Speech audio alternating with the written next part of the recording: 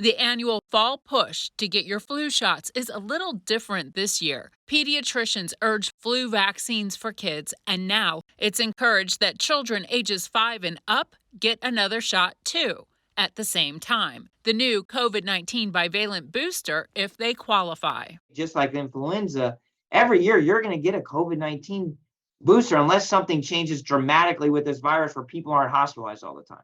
So basically, Dr. Jason Newland is saying, get used to it. Newland is a pediatric infectious diseases physician and professor in the Division of Infectious Diseases at Washington University School of Medicine in St. Louis. And he's vice chair of Community Health and Strategic Planning for the Department of Pediatrics. Newland recommends that children ages 5 and up get the updated bivalent booster if they completed the primary vaccine series. They would need to have had their last shot of either the second COVID-19 vaccine or the original booster at least 2 months prior. The new COVID boosters are comprised of the Omicron variants that have been circulating most recently, this BA.4, BA.5, as well as the original vaccine. So it's a bivalent vaccine. These are important because this vaccine is more targeted to what the COVID-19 is currently. Side effects are similar to the original shots. The side effects still are the same.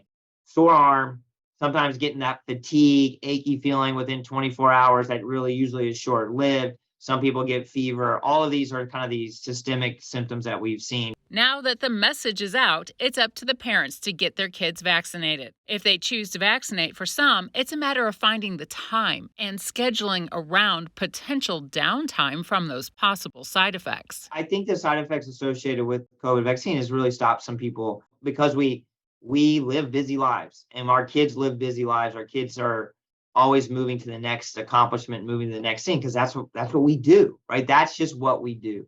Scheduling can be challenging in the best of situations. Once families get that straight, Newland says they may have issues finding that one location that has it all. Not all providers will have the boosters for each age group. Not all pediatricians, clinics, or pharmacies. It takes searching and managing. The 5 to 11 dose is different than the 12 and up dose. Vaccine access is frustrating for Newland. I will just say this. I think one of the biggest problems with our vaccine uptake is we don't have the best access for it.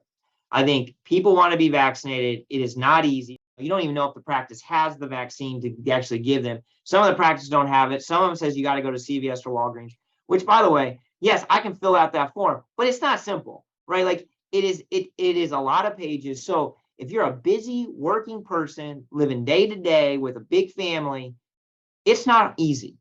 That's a problem, right? That's an access problem. And to expect families to be able to do that when they're ready to be vaccinated, we have to solve that.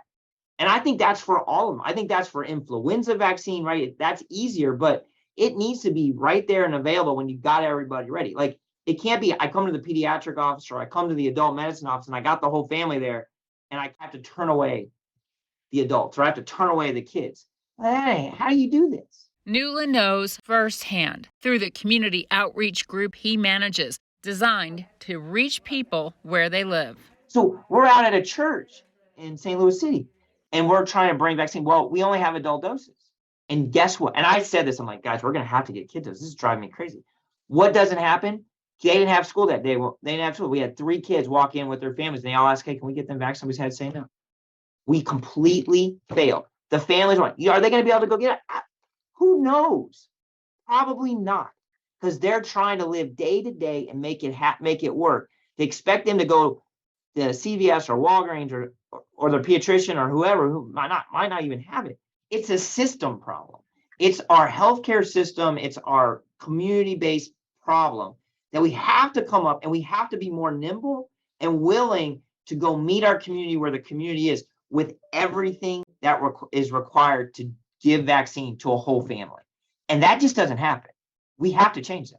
If the process at times seems bothersome, Newland doesn't want people to get discouraged because he says getting children vaccinated is important. Number one, over 1,700 kids have died of COVID-19. While children are not at high risk for severe infection, the vaccines provide added protection. And it provides a layer of protection against post-COVID or long COVID conditions that have a wide range of health problems affecting different systems in the body. It does reduce the chances of long COVID. That has been shown in adults.